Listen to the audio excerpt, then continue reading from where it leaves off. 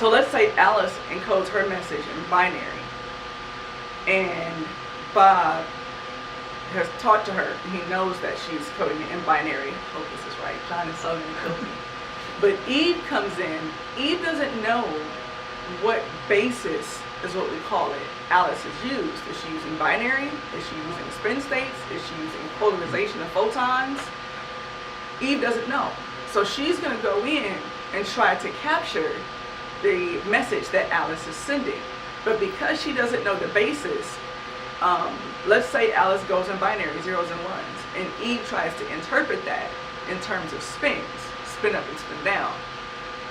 Well, one, she's in a completely wrong basis. So the information she's going to get is garbage. But because she's tried to look at it, Bob will know that by the time it gets to him, because the state that she has observed has effectually changed. Got it. So once Bob gets it, he's going to go back to Alice and say, well, you use this basis, right? She's going to say yes, and he's going to be like, this makes no sense. Because it has been changed just by Eve looking at it. So, I swear, I hope that's right. But again, the laws of quantum mechanics state that once you observe a quantum system, it is inherently changed, intrinsically changed, such that that system is no longer the same. So you cannot observe something without changing it. If you can't observe something without changing it, then that means that you have virtual hack-proof computing or hack-proof communications, because you can actually protect your system. So it's not necessarily shutting it down, it's just that transmission. Alice just gets another key, sends it back to Bob. Yeah, gets another key, Eve doesn't see it or what have you. Okay. And she just, her and Bob switch keys, and she sends the message again. So to like... But Bob knows the message has been hacked, so he knows that the communication channel is insecure. So if Eve just kept doing it, eventually Alice would keep get trying some to... of the message right. Perhaps the next time Alice sends photon polarization states as her basis, and Eve guesses, I'm going to do photon polarization states. You know, some of the time she's going to get it correct, but the message itself, if I'm not mistaken, Alice doesn't have to use all polarization states. Perhaps the first part is polarization, the second part is spins. I mean, you know, she can use different bases, and so sometimes Eve may get it right, but she's not going to get the entire communication. But no matter what she does, Bob is going to know that it's been tampered with, because she's not. It's highly unlikely that she's going to get it 100% right. Now, there is a very, very small, non-zero likelihood, probability that she might. You know, but it's so small that it's you know, zeros to large number of precision. So it's very unlikely that she's going to get it. But Bob, that's why we say virtual hacking, because in the real world, nothing is 100%. I mean, you have loss, you have noise, and that's an important point. Is that in the real world you have loss. So let's say Alice is sending a message, Bob doesn't get the whole thing just because the channel was noisy. Right. Do we know, was it the channel that's noisy, or was Eve intercepting some of the message? And so Bob gets something, and he's like, oh, maybe the channel was, he doesn't know. And so there are people who work on that as well, to see, is it just because we have a noisy channel, or has someone actually been hacking the system? And you can run, I'm going to say Bell test, and you're going to ask me what a Bell test is, and I don't know what it is, so I'm not going to explain it. But there's something, so you know, there's a Bell test, and they always talk about Bell test violations that let you know something about your quantum system. I shouldn't even go there. Well, is there, for like noise on the line, two things. One, is there a signal booster that might come into play to like recreate the signal if it's really noisy, like halfway through or something? And two, is there like noise, or I guess error correction in the protocols? Yeah, so there's quantum error correction. There's a thing such as quantum error correction. And as far as the signal boost, you prepare your state, you prepare your message to go across this channel. Now, the people, like the experimentalists, the people who are in the lab, we're the ones who are, let's see if we tweak this beam splitter, or if we change this amplifier, or if we switch this frequency to improve our signal to noise ratio. So that's kind of being done on the back end to where you get it as high as possible per the protocol. So you're basically putting out an optimal communications channel. Okay. But again, because we live in the real world, and with quantum mechanics, nothing is 100%. Space and momentum don't commute. So as they say, due to the Heisenberg uncertainties principle, nothing is ever 100%, especially in the real world. So you have some significant losses you have to take into account. And but the protocols are made to be as efficient as possible. But then that's why you have researchers like me. So I'll come behind them, and perhaps I'll do something that's more efficient, or other researchers will kind of take something and make it better, or create something completely new. So it's kind of an engineering problem at this point. Like, the science has been done, it's now just about optimization. Okay. Going back to what you were talking about, how like the photon would basically be destroyed and recreated. Yes, no cloning theorem. Yes. Would that be like, I don't want to say non-physical, but I guess data only, or is anyone talking about, hey, maybe we could do this with a rock? No, data only. Data only. Yeah, so the photons themselves are, like I said, paired up, but the information is teleported, yes. And because it's teleported, that photon has to be destroyed. So if there was ever any chance that humans could be teleported, I don't know if this is the gist of your question, or if it's going in this direction, of humans could be teleported. One, I believe that, and this is just me personally, not even science-based, but there's so many, if you think about the makeup of the human, even just the brain, one, there's no cloning theorem. So, you would have to, every single cell, every single quark, lepton, like in the human body, would have to be accounted for and sent somewhere else, but you would have to destroy the initial physical form. So we're talking about euthanasia, we're talking about ethics, morals, and everything else, even if it were possible. Right. But because of the fact that, when you're seeing this information, at this time, it's even being sent slowly. Like, computers send information like, gigahertz, whatever. We're talking about like kilohertz, to send, to teleport information. And so, physical objects, I think, one, that they are just too robust to model in like a lab. And to teleport any kind of information from, let's say I want to teleport the information from the color of a rock to like another rock or something like that. I don't foresee that happening anytime soon. And it could be completely incorrect, the science, but I think based on what I know about quantum mechanics, it's highly, nothing is ever impossible. It's highly, highly, highly unlikely. Highly unlikely, to the point where people have, it's not, they'll tell you straight up, like, no, you're not going to be able to, teleport rocks, birds, grass, people. Because people have actually, I wonder if we can actually do beam me up, Scotty. I don't know exactly what physics we're missing from that, but again, based on like Heisenberg's uncertainty principle, even trying to, if I'm talking about just teleporting a neuron in my brain, Heisenberg tells me that if the neuron is moving, I can't exactly say where the neuron is, so, or vice versa.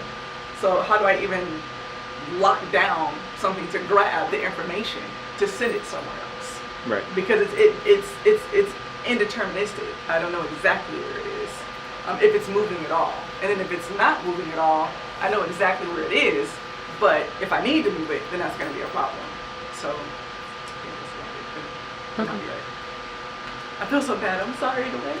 That's no problem. You're doing great. You're doing great. Learning all this stuff. This is coming from talks and different talking to other grad students and stuff. Yeah. Trying to get my mind around it. Okay. Aside from this, yes. What are you currently working on other research projects, or are you just finishing up some, or? No, so I actually, so I'm coming from Indiana University, where I did a 2-year master's, and I was working on atomic physics. So we were actually working on quantum simulation. We're really building a 2-dimensional quantum simulator with trapped ions, so we could study kind of more complex quantum systems. So it's been done linearly, and the world we live in is 3D. So we're trying to understand how ions interact with each other in a linear fashion along just a line. We've done that kind of, how the spins, how they interact, sending energy down, a chain of ions, connected ions, entangled ions. So we want to do that in 2D, where in effect we would have ions in a trap, we would apply a DC voltage, kind of push them together, they would go through structural changes and no longer be in a line, but almost be like a pancake in a plane. And so now how do they interact with one another? They're not linear anymore. And now you have all these different nearest neighbors to you because you're in a plane. What is the behavior now of that system? In a lot of 2D systems and crystal lattices and things like that, if you chop off one part of that crystal lattice, if I were to shave off the very top layer, of this handle, I would have a lattice in 2D. How do those particles interact? So that's what I come from at IU, doing, simulating these kind of complex quantum systems. But that's all the research I've done up to this point. Coming here, I'm taking classwork. So a lot of the things I just explained to you are really just kind of getting an understanding of what I'll be studying here now that I am here. Okay. And so the big millions of dollars or whatever it is for the award for the quantum internet studies. Yes. That is waiting on a lab to be finished before the work can start, no. So theory is already being done. So there are theories being crafted. This is what we expect should happen. And there are experimentalists. Kind of obviously there's a collaboration with China because they have the satellite. John Dowling has been working with them, and so they're working on theory here. Again, the QST group is 95% probably theorists. But they're going into, this is why Omar was hired in, they're reaching out, getting some experimentalists in, and I would imagine that a lot of the investigations and the proposal are going to eventually be, being built and tested and investigated in the lab that Omar is building up. Yes, okay, but so a lot of that also is going to theory. Okay, so Omar, the experimentalist, has the lab, or will have the lab, and he's going to look at the theories that, John and I guess you and whoever we don't know. Come up we with. We don't know. There are several questions that I hear are being tossed about as far as what can be looked at in the lab. And again, keep in mind this is between networks and LiDAR. So I'm not really sure. But Omar, I'm not really sure what research will be pursued. We'll have to wait and see. Once everything, we'll have to wait and see. Keep your eyes peeled. Okay. Let's see, what else? So, how did you end up with this shirt? Oh, thank you. Something I could talk about. So I actually, a friend of mine at IU saw this shirt, and this shirt has several things behind it. The first thing is these are all women of color. They have to be African American women. This scene is based off of Hidden Figures, with the noted scientist of Hidden Figures, and it just so happens that all three of the women that were portrayed in the movie are also sorority sisters of mine. They're all members of Alpha Kappa Alpha Sorority Incorporated. I am a member of Alpha Kappa Alpha Sorority Incorporated. They're pioneers. They were pioneers. Some are passed on, but they are and were pioneers. The ladies of Alpha Kappa Alpha who founded the organization were pioneers. And even me studying physics, I look at myself as a pioneer as far as being a woman of color in this STEM field. Trying to learn and find my way, in a field that is not used to seeing people who look like me. And I can only imagine kind of the trials and tribulations that my founders had to go through. And a lot of that, even talking to you today about, okay, I think it's this, and I think this is the physical explanation behind it. Again, even trying to find my way as a physicist and hoping that my knowledge is right and seeing if my interpretation of, what I've learned so far is correct. Just reminds me every day of, my founders who are also their founders. But then you see a movie like this, and it's like someone has done it before you, and if they can do it, You can do it. Just keep at it. They didn't have 75% of the resources you have today. They actually were growing up in a time of, right after slavery, right before Jim Crow, women of color at Howard University, trying to build something for women of color. And it still persists to this day.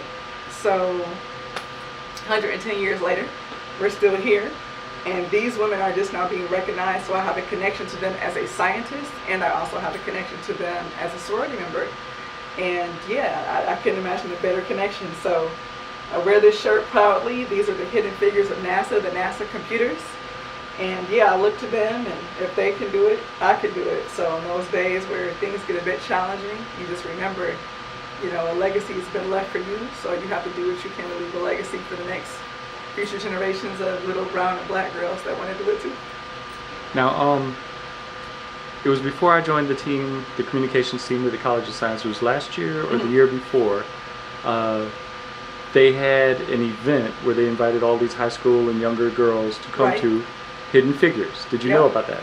So I didn't know because I just relocated here. But in Indiana, my chapter, the Capital Mega Chapter in Indiana, we did the same thing. So it's all about community uplift. We're very big on community service, and especially the promotion of unity between young women, and also education.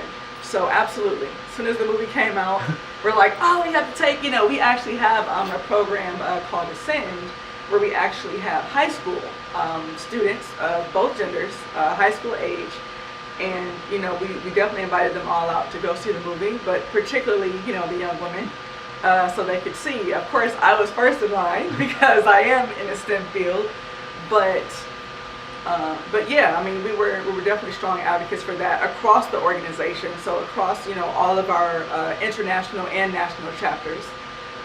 And I'm pretty sure that many of the chapters take their Ascend students and or their high school program students to see the movie Hidden Figures, and we were no exception. We did it too. Cool. Yeah. And see, this is this kind of stuff. I don't really write down a lot of questions, but like you have that shirt on, and that's a whole article right there. This I could talk about all day, about my passion for physics and my passion for community uplift and outreach, especially to young minority students who are often discouraged from studying STEM fields. But that's something I'm vitally passionate about, and I can talk about that all day.